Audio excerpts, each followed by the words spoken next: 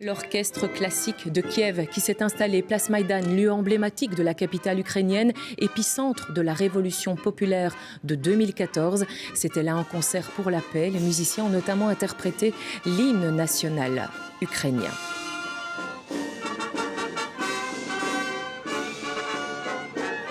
Un hymne pour un pays en guerre. Regardez, peu de changements dans l'évolution de la carte. En rouge, vous voyez toujours les zones occupées par les forces russes. Les Nations Unies ont fait un nouveau bilan. Aujourd'hui, 516 civils au moins ont perdu la vie depuis le début de cette invasion. Et peut-être plus même. À l'heure où nous parlons, l'Ukraine affirme qu'un hôpital pour enfants a été bombardé à Mariupol. Mehdi Kelfat, nous devons employer le conditionnel. Oui, ces images nous sont parvenues au beau milieu de l'après-midi via le compte Instagram de la commune de Mariupol avec cette légende. L'hôpital a été bombardé, particulièrement l'aile pédiatrique et la maternité. Premier bilan des autorités, 17 blessés parmi le personnel soignant. Alors c'est très difficile de pouvoir vérifier et authentifier les images, comme toutes les images de cette guerre qui ne sont pas filmées par des journalistes professionnels. Ce que l'on sait, c'est que c'est bien l'hôpital de Mariupol, mais on ignore toujours qui était à l'intérieur, s'il y avait des patients, des enfants. On a vu des personnes sortir, mais c'est assez fugace, ça va un peu trop vite pour en faire une analyse réelle. Vous voyez l'intérieur de cet hôpital saccagé. De son côté, le président ukrainien est nettement plus affirmatif.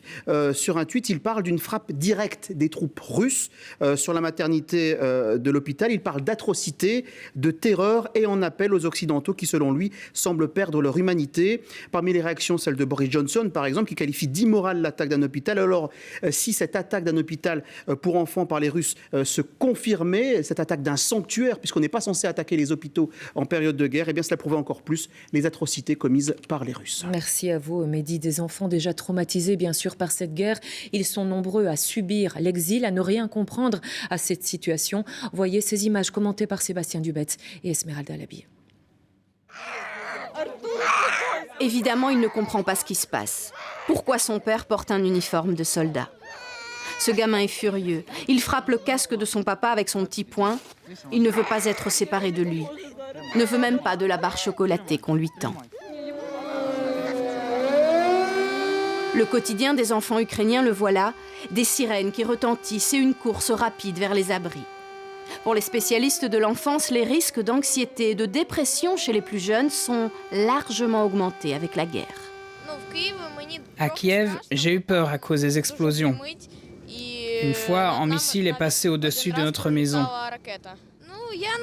J'essaye tant bien que mal de me calmer. Parfois, je n'arrive pas à me contrôler complètement et ma maman m'aide. Dans leur regard, de la peur et des questions. Des questions auxquelles les mamans n'ont pas forcément de réponse.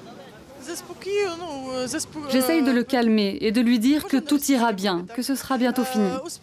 Je lui demande de répéter tout haut que bientôt tout ira bien. L'une des raisons pour lesquelles nous avons dû quitter Kiev, c'est qu'il criait toutes les nuits dans son sommeil. Il avait constamment des crises de panique. Près de 500 000 petits Ukrainiens auraient fui le pays avec leur famille depuis le début du conflit. Mon conseil aux parents, c'est de ne jamais paniquer, de rester calme, de serrer les enfants dans leurs bras, de leur dire qu'ils les aiment et de les protéger de leurs émotions. C'est très important. S'amuser, danser, cajoler, les mères utilisent tout ce qu'elles ont pour rassurer leurs enfants. Seule petite note d'espoir, l'aide internationale arrive, des couches, du lait, des jouets. Selon l'UNICEF, plus de 7 millions d'enfants sont menacés par l'escalade du conflit. Et aujourd'hui, l'armée russe est encore loin de la ville de Lviv, tout à l'ouest. La vie économique y suit donc toujours son cours. Beaucoup d'entreprises ont même modifié leur production pour participer à l'effort de guerre. Nos envoyés spéciaux sur place sont Joséphine Turli, Gary Wantier, Françoise Olmac et Sébastien Joris. Bonsoir Sébastien. Ces entreprises, elles participent à la résistance à leur façon ? Oui, et pour être efficaces, ces entreprises ont 3 mots en tête: réactivité, souplesse et inventivité. Certaines sociétés se sont reconverties à toute allure en modifiant et en diversifiant leur production. Des patrons, des employés sont restés au pays, non pas pour enfiler l'uniforme, mais pour aider l'Ukraine en mettant à disposition leurs compétences et leurs capacités de production. C'est ce que vous allez découvrir avec 2 rencontres, 2 entrepreneurs qui ont accepté d'ouvrir leurs portes aujourd'hui. 30 km au sud de Lviv, dans une zone industrielle. Nous avons rendez-vous avec Yuri, un entrepreneur dans l'âme. C'est le patron de cette société de taille moyenne. Et voici son produit phare, des maillons en métal enfilés comme des perles. Nos chaînes sont normalement utilisées pour fabriquer des produits particuliers, comme des chaînes pour les pneus neige. Aujourd'hui, les chaînes sont détournées pour un autre usage. Elles relient des croisillons. Objectif, former des herses à jeter sous les roues de l'agresseur russe. Les chaînes à usage pacifique peuvent aussi servir pour certains usages militaires. C'est une petite partie de la production qui permet d'aider nos soldats, notre armée. Toutes les ressources de l'entreprise sont redirigées. C'est le cas de cette imprimante 3 dimensions. Fini la production de pièces en phase de test. Ce que nous préparons sur notre imprimante 3D, ce sont des parties de périscope. Vous savez, c'est utilisé dans des sous-marins ou des tanks.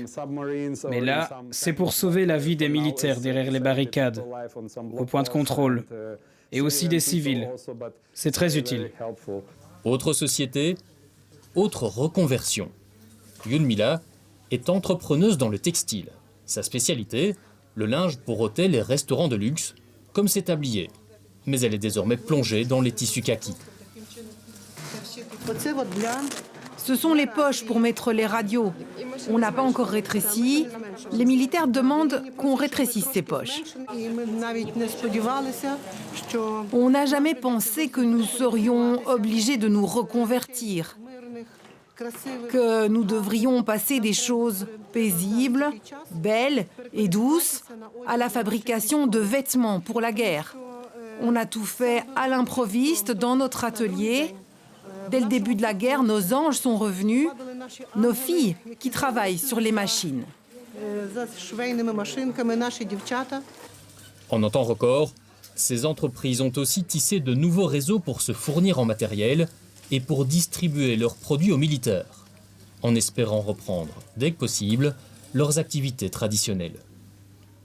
Et partons en présent juste de l'autre côté de la frontière, en Pologne. Une autre de nos équipes, emmenée par Christophe Zenko et Mathieu Van Winkel, est allée à la rencontre de bénévoles polonais et belges également.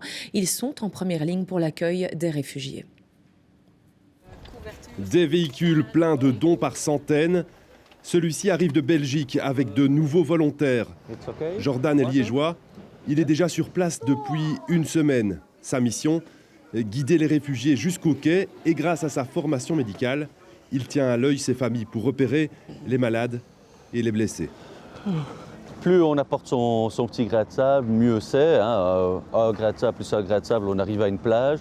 Le but, c'est que les personnes se sentent entourées, qu'elles se sentent en sécurité. Yes? OK. Donc le fait de voir un peu des repères un peu partout, si on regarde bien dans toute la gare, il y a des gilets oranges, il y a des gilets jaunes, ils savent qu'on est là, qu'on surveille, parce qu'il y a quand même beaucoup de personnes qui sont volontaires pour venir les chercher, pour les amener dans des centres et tout ça, et ils ont cette crainte d'être kidnappés, entre guillemets, de ne pas savoir où aller, alors on est là pour les rassurer autant physiquement que moralement. Les bénévoles, l'accueil des Ukrainiens en Pologne ne tient que grâce à leur engagement. Même sur la frontière, ils sont le premier contact des Ukrainiens. Pour un repas ou pour installer les enfants frigorifiés dans cette tente chauffée. Ici, pas d'ONG, pas de grandes associations internationales. Même chose à l'accueil des bus. Une poignée de volontaires court dans tous les sens, jour et nuit. Długo będzie chaos. Mam nadzieję, że szybko to minie, ale no codziennie coś nowego, prawda? No tutaj generalnie był bałagan na początku, a teraz jest coraz lepiej. Każdego dnia już jesteśmy do tego bardziej przygotowani, prawda? To znaczy, no wszystko jest dobrej woli, bo wszyscy tutaj jesteśmy wolontariuszami, jakby pomagamy bezpłatnie, no poza oczywiście policjantami i tak dalej, którzy są na służbie. Wielu z nich przyjechało setki, a nawet czasami tysiące kilometrów, żeby tutaj być, tak? Les petits gestes encore, Comme trouver une bonne paire de chaussures dans les piles de dons. C'est la débrouille. Les grandes ONG, elles, sont passées par ici pour aller en Ukraine. Et une deuxième vague d'humanitaires professionnels est en train d'arriver. Mais depuis 2 semaines, les premiers, les plus rapides pour accueillir les réfugiés, ce sont les volontaires européens. Oui, des réfugiés qui affluent aussi chez nous. Selon le secrétaire d'État à l'asile, il faut s'attendre à l'arrivée de 200 000 réfugiés ukrainiens au moins en Belgique. Des personnes qui, à partir de lundi, seront orientées vers le palais 8 du Heysel, plus grand, pour s'enregistrer et bénéficier d'une protection immédiate. Des personnes qui doivent aussi trouver un hébergement. Certains sont accueillis dans un centre d'urgence à Bruxelles et ils ont reçu la visite du couple royal belge cet après-midi. Reportage de Marc Florent, Cynthia Koskowitz et Rachel Crivellaro. Une visite royale qui en a surpris plus d'un. Ces réfugiés ukrainiens sont là depuis seulement quelques jours, comme Yulia, qui a pu s'entretenir quelques minutes avec la reine. Elle m'a demandé comment je me sentais, comment on est arrivé ici, comment on voit notre avenir. Jamais de ma vie je n'aurais pensé qu'un jour je serais ainsi une réfugiée. Elle aussi a juste eu le temps de prendre ses 2 fils sous le bras. Son mari, lui, est resté se battre en Ukraine. Oui, c'est très important que le roi puisse se rendre compte de ce que la guerre nous a fait. Je n'ai pas parlé directement au roi, mais oui, c'est important de sentir, de voir tout ce soutien, toute cette solidarité de la Belgique. Depuis plusieurs jours, ce centre d'hébergement tourne à plein régime, un vrai défi logistique pour accueillir en urgence les réfugiés qui n'ont pas d'autre solution de logement. La difficulté, c'est surtout que les personnes arrivent fort tard le soir, après avoir déjà fait la file à DVZ. Il y a nos collègues de Fait d'Asile, mais à Bordeaux, qui essayent de trouver des solutions en direct. Hier, on a eu 70 personnes qui sont arrivées. Et la situation pourrait bien se compliquer encore dans les jours à venir. Si on fait notre part des choses, ça veut dire que s'il y a entre 4 et 7 millions de personnes qui quittent l'Ukraine, ça voudrait dire que pour la Belgique, on parle de 200 000 personnes à accueillir en Belgique. Et il faut savoir que ces personnes-là viennent rapidement, à court terme. Aujourd'hui, ce sont entre 1500 et 2000 Ukrainiens qui chaque jour viennent chercher un refuge en Belgique. Oui, leur parcours est un vrai périple. À chacun son histoire, à chacun ses espoirs. Elisabeth Groutard, Cédric Rifflard et Joris Buluc ont rencontré un couple qui vient d'arriver en Belgique. Lui était étudiant en sciences médicales et il raconte son exil depuis la file d'attente de l'enregistrement à l'ancien hôpital bordelais. Ce jeune couple est arrivé en Belgique il y a 4 jours. Ensemble, ils ont fui la ville de Vinnytsia, à l'ouest de l'Ukraine. Un pays devenu pour eux un véritable enfer. Des explosions, des raquettes, le feu partout, la panique, c'était horrible là-bas. On a vécu une semaine, horrible semaine, oui.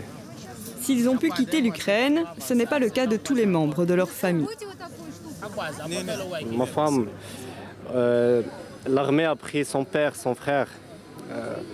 C'est très difficile. Et alors, on a décidé de fuir. Moi, et mon ami et ma femme. On a fait 4000 km en voiture. De l'Ukraine à Hongrie, à l'Autriche, à l'Allemagne et après ici, en Belgique. Ils ont choisi la Belgique car Aladin, d'origine marocaine, parle le français. Comme la plupart des personnes ici, la nuit dernière, ils l'ont passé dehors, dans cette même file, à attendre de se voir attribuer une protection temporaire offerte par l'Union européenne. Un document qui permettra à cet étudiant en sciences biomédicales d'entrevoir un avenir en Belgique. On est arrivé en Belgique pour terminer nos études, si possible. Une seule année qu'il nous reste. On a des bonnes notes, de très bonnes notes aussi. On voudrait seulement un bon avenir, c'est tout, c'est ce qu'on cherche.